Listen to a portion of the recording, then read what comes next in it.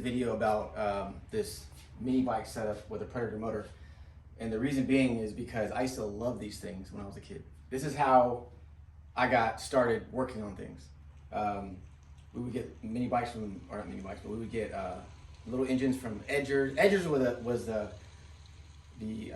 machine to get because it had a horizontal crankshaft. But as early as I can remember, I would say 7, 8. My brother had a mini bike, and I was fascinated with, even though it was very simple, but it was just super cool to me. And he would always tinker on it, work on it, clean the spark plugs, clean the carburetor, and I was just enamored by just the whole thing. So I think I was maybe 11 or 12, and I actually got my own mini bike, and we would ride them around the neighborhoods for until like 12 o'clock at night. And we would just wrench on them, whether it be the clutch or the chain.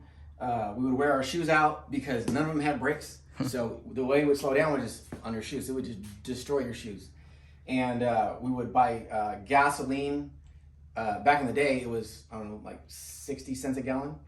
And we would go to the pumps and we would grab the handles, and then we would like take the rest. I guess because back in the day, they didn't have I think the valve was upstream of the actual nozzle. So we would put the gas can on the ground and let it drain out. So we would get, I don't know, maybe 4 or 5 ounces, and we'd go to every single gas station and we would do that, and that's how we got our gas. Or we would get maybe 50 cents from something, and that's how we would fund our trip for the day. Because they would come with a half a gallon fuel tank. Mm-hmm. It was actually mounted to the actual motor, and maybe, yeah, it is about a half a gallon. So we had Briggs & Stratton, we had Tecumseh. Mm-hmm. Tecumseh was kind of cool, but it was kind of a pain in the ass. It had the cord where you would wrap it around the crankshaft and you would have to pull it. Uh-huh.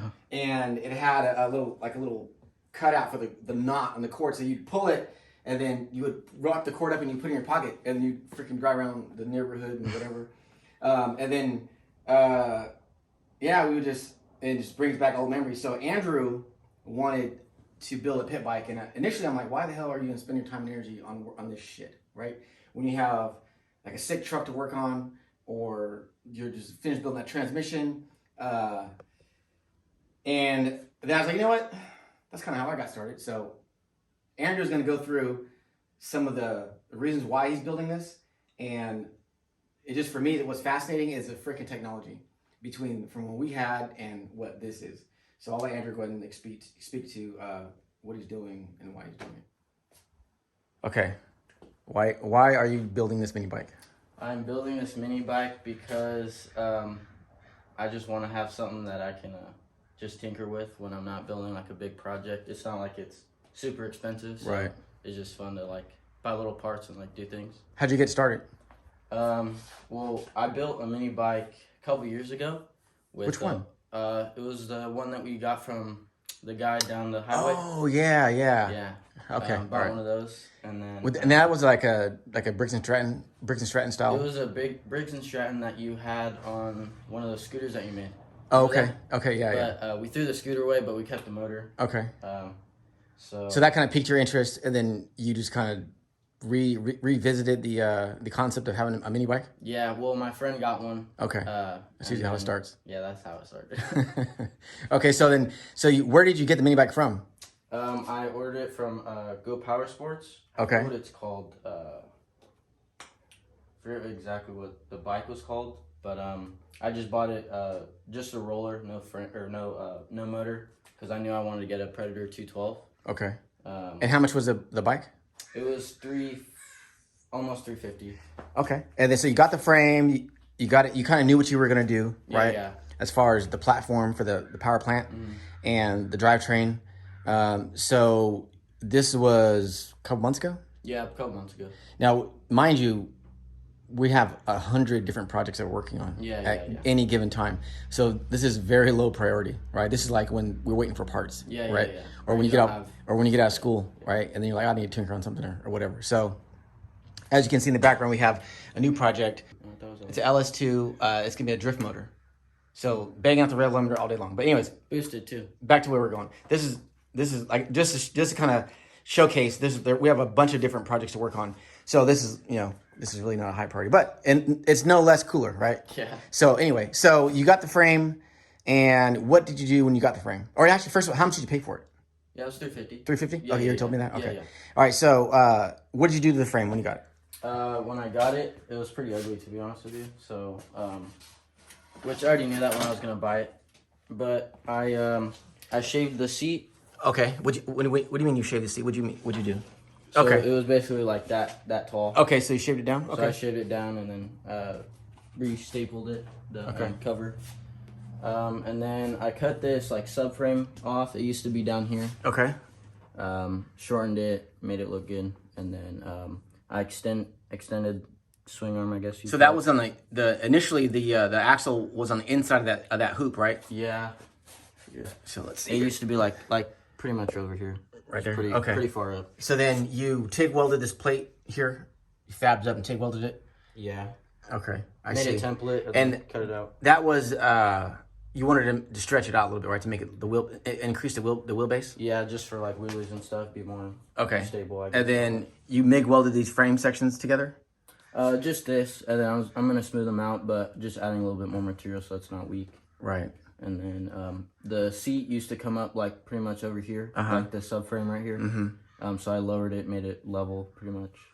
Okay. And then for the Predator, I have to cut this this bar off for the pegs so that the drain bolt doesn't hit it. Okay. And then the mounting bolts aren't where they should be for the Predator, so I got to cut holes. Change the pattern a little bit. Yeah. I even noticed it has a VIN number on it. Yeah. Which ours did not. Okay, cool. So that's the frame. Are you going to change anything else on the frame, or are you going to paint it, or? I'm going to smooth out these welds, and then I will probably make a different chain tensioner. And then besides that mounting spot for the motor, that'll probably be it. Okay, so that takes care of the chassis and frame, whatever.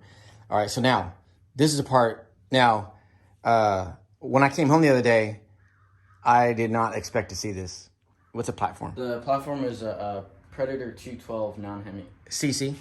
Yeah, 212cc. Okay, what's the difference between? I know what a Hemi is, but what's the difference between the Hemi and the non-Hemi as it relates to this platform? The Hemi has lower compression, but it has better valve angle. Okay.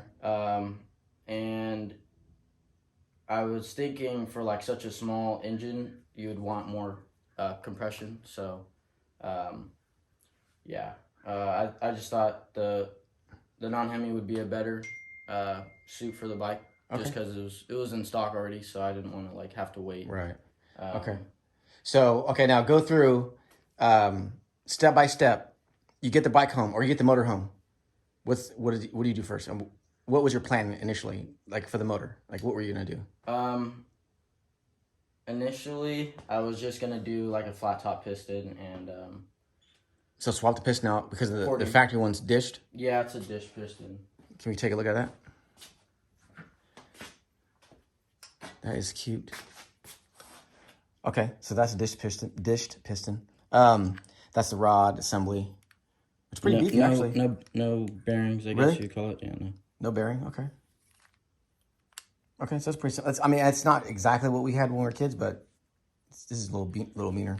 It is Chinese, by the way. So. Yeah, mind you, the Predator is a clone of the Hondas. Oh, is it really? Yeah. Okay, so I did not know that. So it's an overhead cam, right? Yeah, it's overhead cam. So that we didn't have overhead cams. Our cams were in the crankcase. Yeah. So we had the valves in the head, in the block, like a flathead Ford. Well, that's kind of what that is.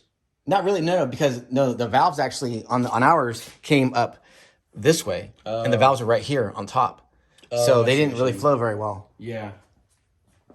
Okay, so you get the motor, you disassemble it. First thing, yeah. And what caught my eye would maybe do a double take, because I was walking over here when you weren't here, seeing what the hell you were working on, right? And I was like, what's this guy doing? So when I saw this, dude, this freaking rod is sick. That's a billet connecting rod. And it has, now these motors, they do not have an oil pump. So the only oiling they get to the journal is through this little weep hole they have here. And it just basically scoops. It's like a little tang. Yeah, it's like a little tang, but it actually submerges this little little protrusion into the oil bath, and it pushes the oil into the rod. Okay, so that's the rod, and then it has the billet piston, or not billet, flat top. It's a cast, flat top piston. High compression. It's a high compression. That's a factory crankshaft. Yes. And then now you actually bought some shaft mounted rockers. So I bought some shaft mounted rockers because the old ones were like a small block Chevy type where it's got that bolt that goes in it, and it's like I don't know how to explain it, but what are those called? It just has like not like a pedestal mount, but it's a I don't know the name. I don't know either. I mean, I don't know what it's called, but anyways, it just has a rocker, a stud mount rocker, basically, is what it is. Yeah. It creates a lot of friction, and it creates a lot of drag too. So it has a fulcrum like that style, where it has a fulcrum in the cap or in the rocker arm. Yeah, but the bolt is the fulcrum. So it's like, oh, really? Yeah. So it probably galls and bends. Yeah, or whatever. yeah. Okay. All right. So that's not great. And it's not stable. It rocks side to side too. Okay. So it's not. Okay. And then. Yeah. Okay, so tell us about the camshaft. So that's an aftermarket camshaft. So this is an aftermarket camshaft, higher lift, higher duration. This is a cam cord right here. Is that a VTEC? Got him! Got him! Yeah. What the hell's that spring back there? What is that? Is that a decompression lever? I think so. It looks like it. Yeah, it looks like a decompression lever. Yeah. Huh. Interesting. Okay. Yeah. So that's the cam. Okay. I'll grab the other. And this is the spec. So it's let's see. Intake is lift is 0.265. Center line is on a 108, and this just tells you the opening and closing timing. Recommended ignition timing is 32 degrees before top dead center. Billet flywheel is mandatory. Do you have a billet flywheel? I do not. It doesn't tell you the duration though. I guess you could just do the math. Yeah. Okay, that's cool. So aftermarket cam. Oh, that's the factory one. This is a factory one. You could tell how much meat there is down here. Oh yeah. So basically, they reduced the base circle. More lift. Yeah. So the base circle is a lot smaller on this one. Mm-hmm. And then as opposed to this one. Yeah. Yeah, that's way different. Okay, yeah. Okay, I can see the difference. Okay, so what did you do with the cylinder head? So the cylinder head was pretty shrouded right here. So you unshrouded the valves. So I unshrouded the valves. You laid this back here. I laid this back. No, what was the intention behind that? What was the intended to get the exhaust air to flow in the direction that I wanted. Okay, so you want to influence the air basically into the valve. Yeah. So now, is this a David Vizard? Is this one of those videos? Yes. Is that how you learned it? Yeah. Okay. I was watching David Vizard. Okay, so you rechambered the combustion chamber. Did you lap the valves at all? I'm not lapping the valves yet, but I will when I'm done. I still have to epoxy this little pocket right there. Okay, so did you actually touch that part yet, or is that just as it came? That's as it came. Okay. So what did you actually when you poured it? What material did you remove? Okay, so just this is the exhaust. For the exhaust, I opened the floor. And when it comes, this transition right here So is very radius? Sharp. Because, the short side radius? Yeah, the short side radius is very sharp. So I just smoothed that out, made sure it was pretty... Can I get a close-up of the exhaust on the inside, on the exit? Oh, that's the intake. Oh, sorry, the intake. Okay. So it looks like you just reshaped everything and... Yeah, reshaped it, smoothed it out, raised the floor, or the roof, and then did the combustion chamber. So... now I heard you say earlier that you were going to epoxy the dead spaces in the chamber, yeah, or in the pockets intake runner that they, So those are low pressure areas, basically. Yeah. Okay. So that's pretty much. It's pretty crucial for the intake too. Yeah. So what is the desired outcome for this performance-wise on this motor? Like my goal? Yeah. How you want to what's your in your mind? What goals are you driving towards, I guess, for its power, instead of just making power? What is it, mile an hour? Is it Papa Willie, or? I want it to basically get the best of both worlds that I possibly can on a budget. But I would like it to be torquey, but still have pretty good top end. Okay. So the cam, it's not too big, but it'll probably go like 70 miles an hour. Which is stupid. Pretty fast, yeah. For this freaking thing. 70 miles an hour is like, I think the fastest ours went, it was like 30, 32, 33. Yeah. With no brakes. Yeah. Right. So, but, it's okay. So 70 miles an hour, you think it'll pop wheelie? I mean, I think it depends on the gearing. Yeah, it does. But that's a big sprocket. Yeah, it's a big sprocket. With that sprocket, it probably will. It probably will. You think so? Yeah, it's made for like a 30 something cc. So that actually is an indirect, or it's a direct drive, but is there an intermediate shaft that goes on there? Is that with that, or is it just one chain? It's just one chain, but Okay. if you want, you can make like a jack shaft for different gearing, or you can Gear it down and stuff? Yeah, gear it down. You can have a clutch, or you can have a I forget what it's called. I forget. It's Centrifugal clutch? it's like what the Can-Am has. Oh, CVT. Yeah, something like that. Yeah. You know, this is hella ghetto, but when our pull starts would break, because that would happen after running, like we would run like 10 hours a day. Mm-hmm. I was in the hood, so no one cared, right? So we would shove pennies in our centrifugal clutch to push start it. And we push start them and the pennies would fly out. Oh.